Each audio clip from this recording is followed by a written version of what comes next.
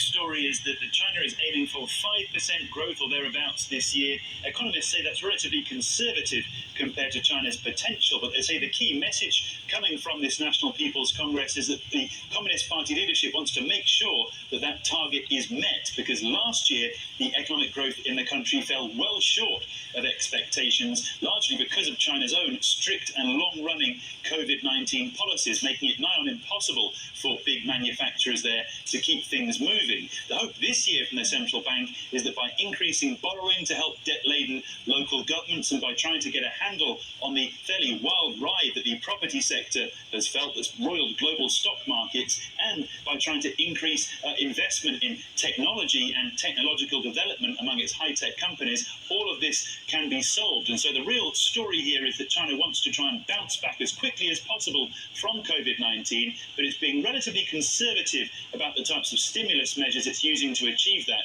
in order to try and make sure that, as I say, those targets are met.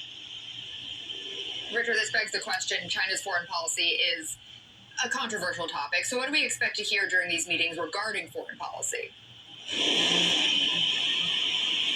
Well, big news so far is all about defence spending. China's already announced, even in the first 2 days of this congressional meeting period, that it's going to ramp up defence spending. It's not said exactly by how much, but it's trying to reassure the rest of the world that this should, and I'll list them, there's a long list of qualifications, this should not be seen as a threat by any other country, number one.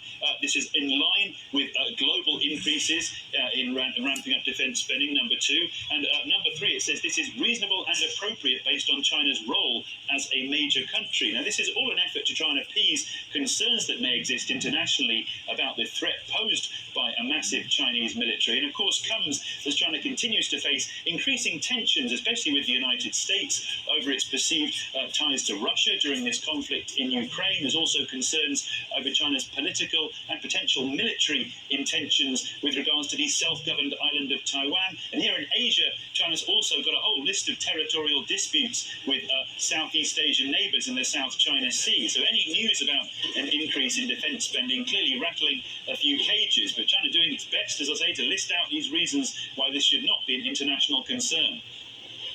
All right, Richard Kimber, live in Hong Kong. Thank you.